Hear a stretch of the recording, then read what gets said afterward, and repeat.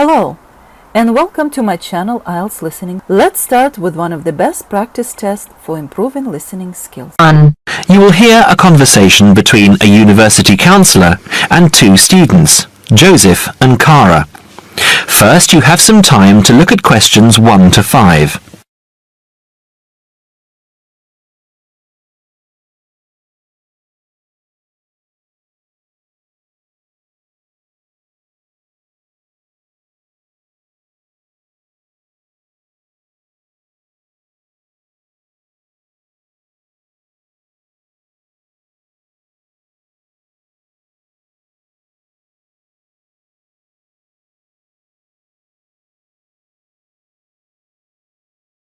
Now we shall begin. You should answer the questions as you listen because you will not hear the recording a second time. Listen carefully and answer questions 1 to 5. Hi Joseph, how are you today? Fine, thanks. And Cara, how are you? Good. As we discussed on the phone earlier, I wanted to speak with both of you about the subjects you have chosen to study and how you are managing your time. Okay? Yes. I think so. Okay, so I'll start with Cara. You've been here for how many months now?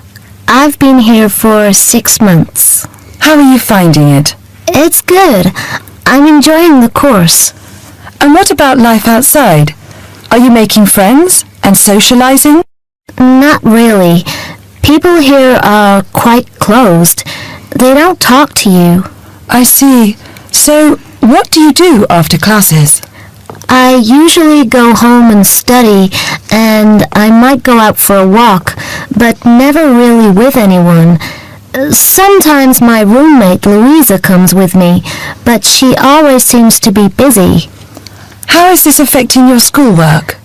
I don't think it is, but I miss home. Cara, what I suggest for now is that you look into joining one of the social clubs on campus. There are a variety of them. You can go camping, skiing, snorkeling, painting, dancing, reading, horse riding, rowing. There's a list on the school website. Have a look and work out which one you're interested in and which suits your timetable. You'll meet friends that way and people who have the same career interests as you. As for the subjects you've chosen for a career in microbiology, I think you should look into dropping one of your subjects and picking it up again next year as a minor. You have a lot on your plate, and this will just cause great pressure. It doesn't mean that you aren't coping, but you're doing about 10 hours more than the average student a week. Think about it, and we can make another appointment to discuss it. When are you free? I have an hour free usually on Wednesdays at 11:30. Okay, good. Come to my office at 11:45 and wait in reception. Okay? Okay, I'll see you then. Before you hear the rest of the conversation, you have some time to look at questions 6 to 10.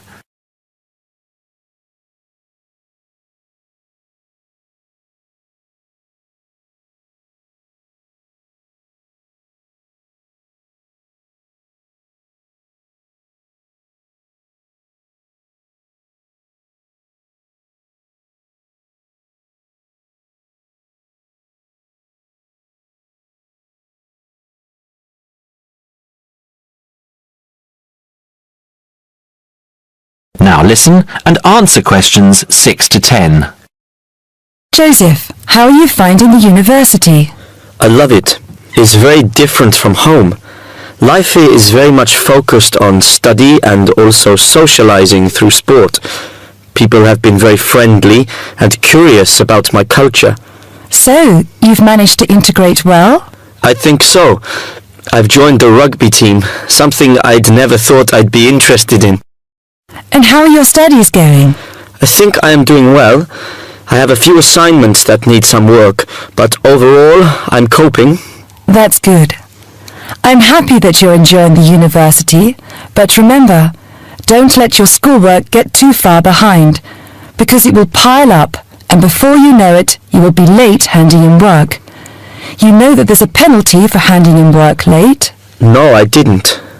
You would have been told at the start of the course, during orientation. I don't remember. You need to remember these things. They are very important. You might be an excellent student, but if you consistently hand in work late, you'll be penalised and you might end up losing your degree over it. That's a lot of years of work, okay? Yes, I'll remember that. And also remember that you have to attend 90% of your classes. So far you have missed 5 tutorials. Be careful here. These could also cost you your degree. Is there any particular reason you missed these classes?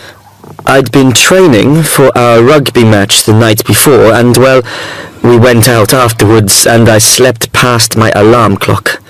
Joseph, I know this culture must be very different from where you come from, but please try and be a little more conservative with your time. I think maybe you should spend more time on your studies and less time on socializing. The subjects you've chosen are intensive. I want you to spend 3 hours a night studying before you decide to do anything else.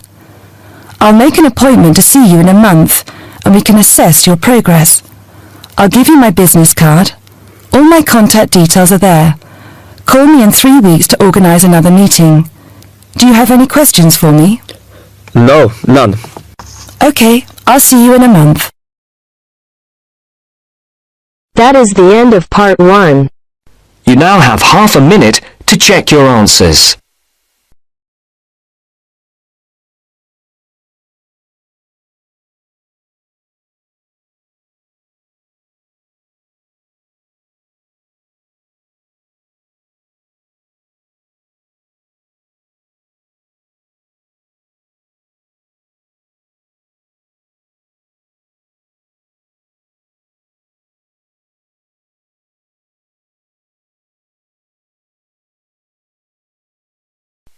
Now turns to part 2. Part 2. You will hear part of a tutorial between 2 students and their tutor. First, you have some time to look at questions 11 to 15.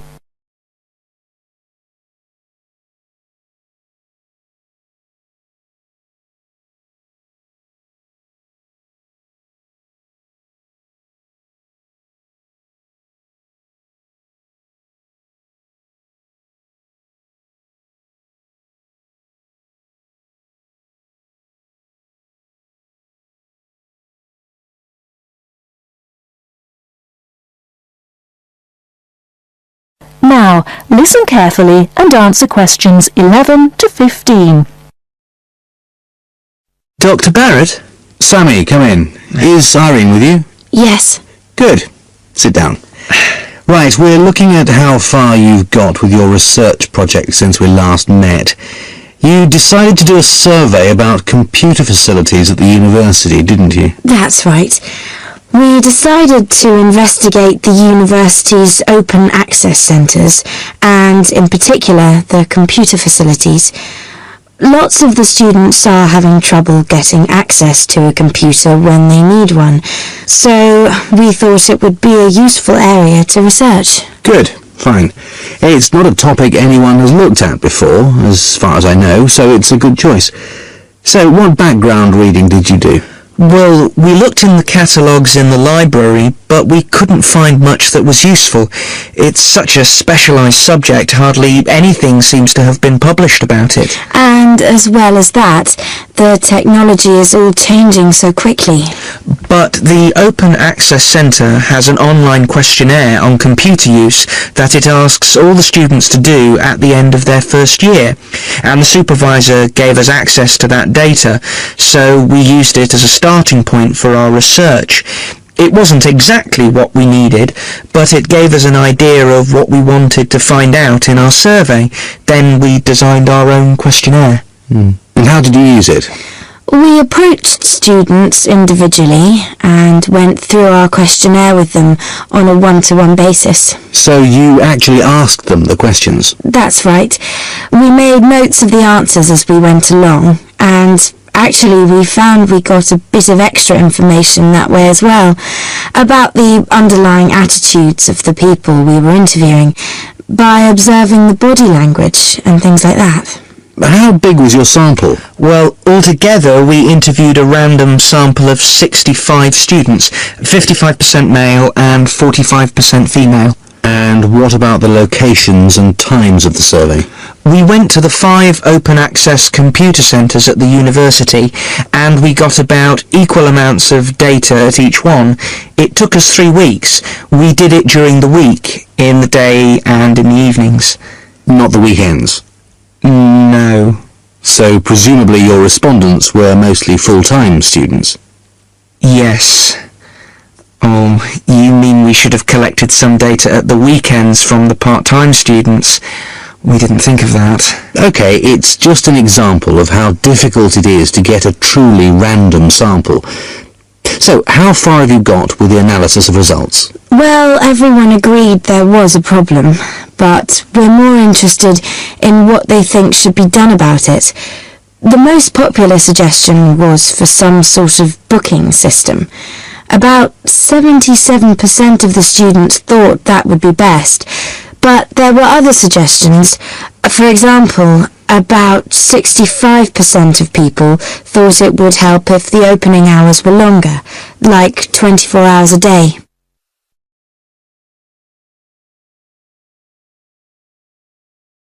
Before you hear the rest of the talk, you have some time to look at questions 16 to 20.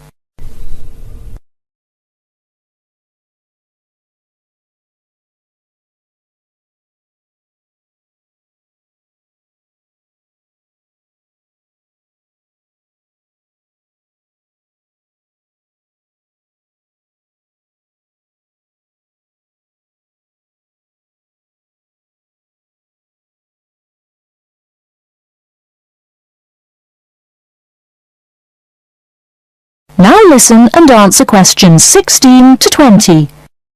So, what other suggestions did people come up with?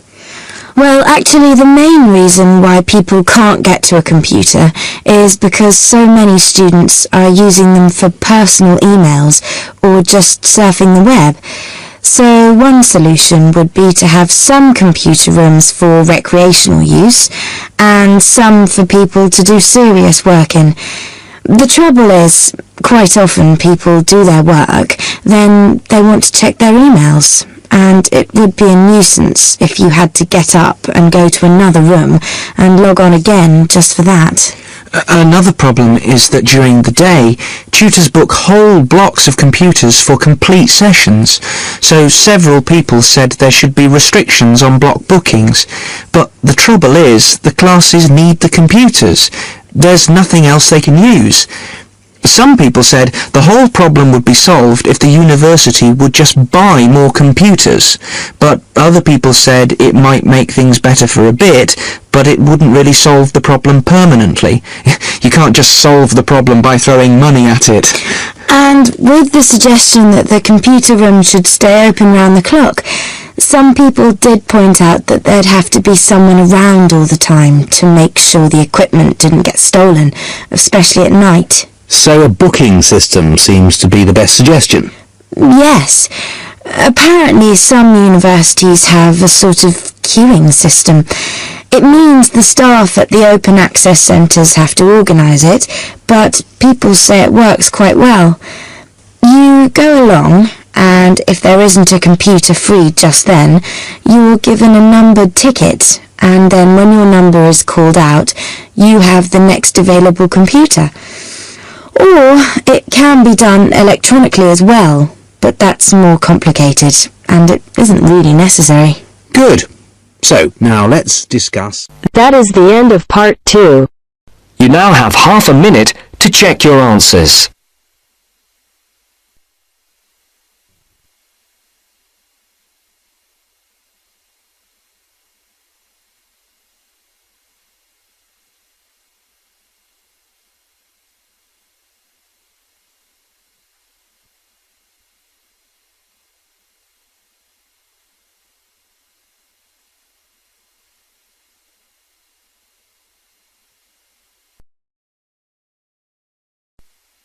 Now turns to part 3. Part 3. You will now hear a radio talk on agricultural regulations. First, you have some time to look at questions 21 to 25.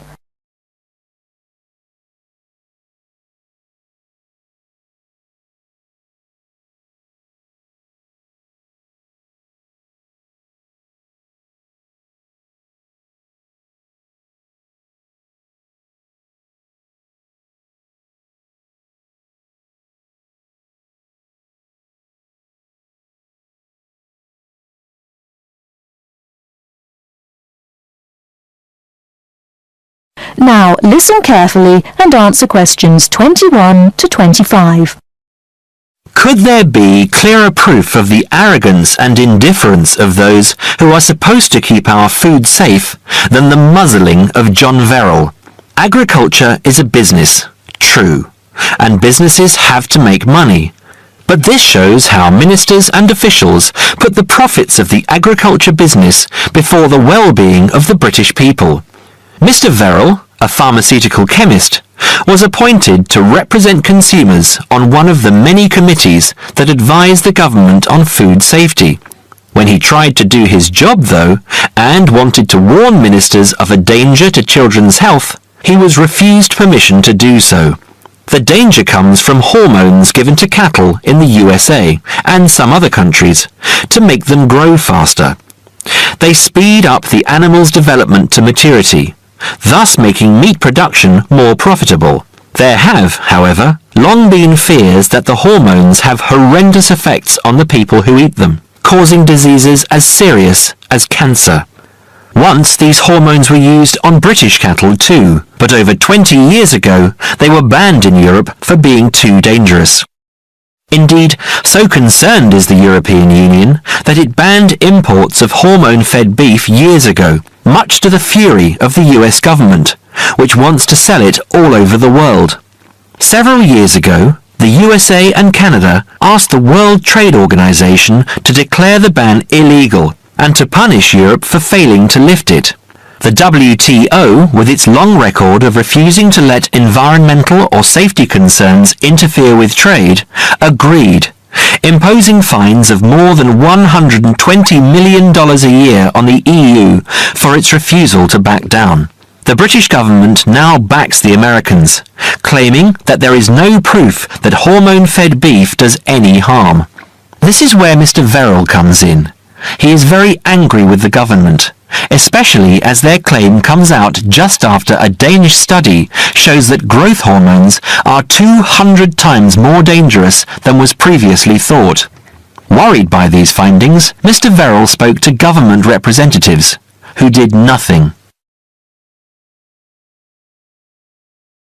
Before you hear the rest of the talk, you have some time to look at questions 26 to 30.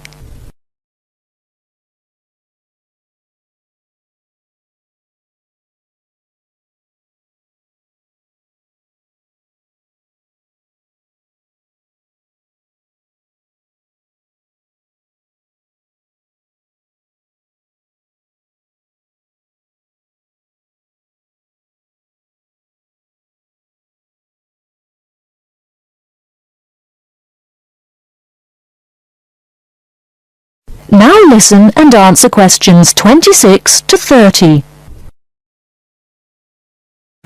Not only that, but they have not been testing beef which is imported, which, by law, they are required to do. This directly affects the British public, as about 40% of the beef British people eat comes from abroad, supposedly from countries like Brazil, which does not allow the use of growth hormones. Brazilian beef is stocked by some British supermarkets and widely used in catering. Yet, when a Brazilian farm was recently visited by EU inspectors, a large stockpile of this banned substance was found. This is not the first food scandal we have had in our country. Take the present concern over a well-known chocolate company. Several months ago, the company found out that its sweets were contaminated with a rare form of salmonella, but they did nothing about it, leaving their sweets in the shops to be bought by the unsuspecting public. It was not until 5 months later, when several children had suffered food poisoning, that the chocolate bars were removed from the shelves. It makes you wonder how many other dangerous foods have been allowed onto our plates. That is the end of part 3. You now have half a minute to check your answers.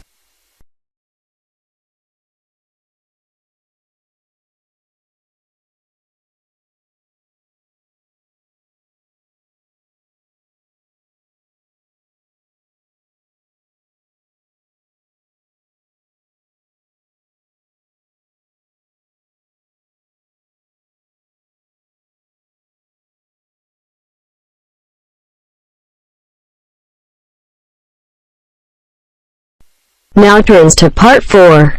Part 4. Listen to the conversation between Andrew and Samantha. First, you have some time to look at questions 31 to 40.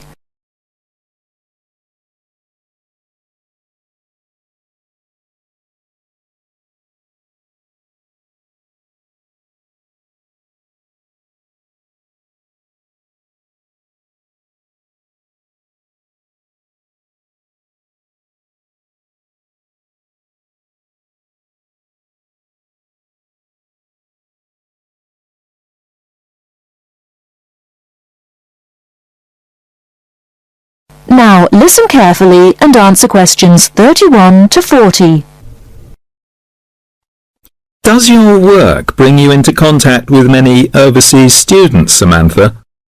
Occasionally.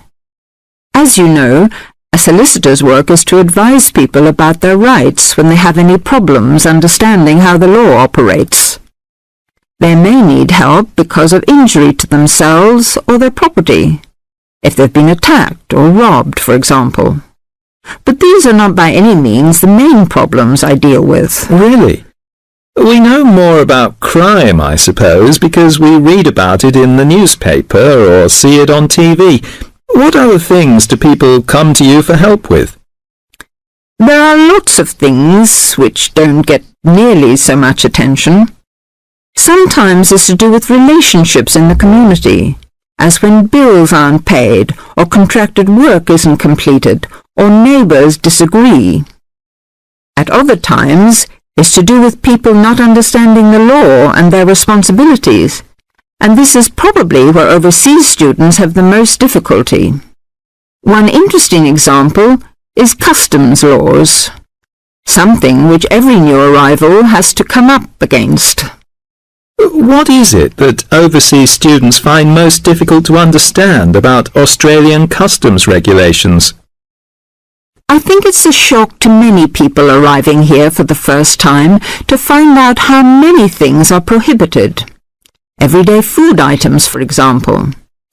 I mean, when I've been travelling overseas, I've been quite amazed at the lack of concern in some countries about food being brought in from other parts of the world without any check. You mean people arriving into other countries don't have to declare any foodstuffs at all?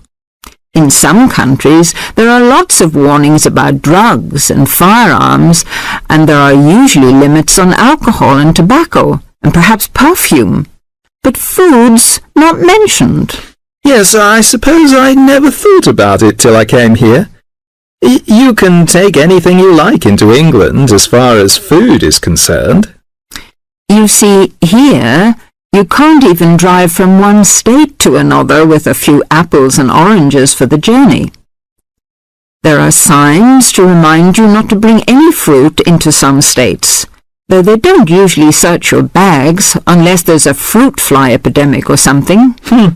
With those kinds of regulations between states, it's no wonder that they're so strict about what you can bring in from overseas. Of course, farmers would be wiped out if some pests were introduced which destroyed their whole crop. It's easy to understand why you should take steps to prevent that. And with food being such an important part of many cultures, it can be difficult for some people to realize they're not allowed to bring in delicacies from home for friends and relatives here. I'm defending someone at the moment who has exactly that problem. Oh, what happened? It's an interesting case. Have you got time for a cup of coffee? I'll tell you about it if you like. That'd be great. That is the end of part 4. You now have half a minute to check your answers.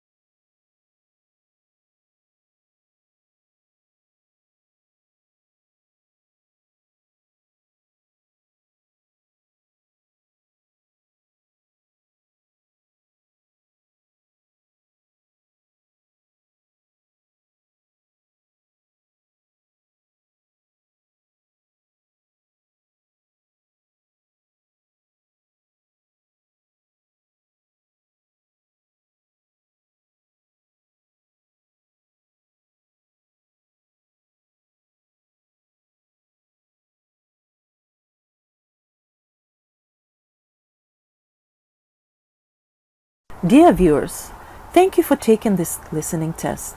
Please let me know about your score in the comments section below. Keep on practicing, it's the only way to be successful. We are planning to upload more IELTS helpful videos. Please subscribe to our channel, IELTS Listening. Thank you.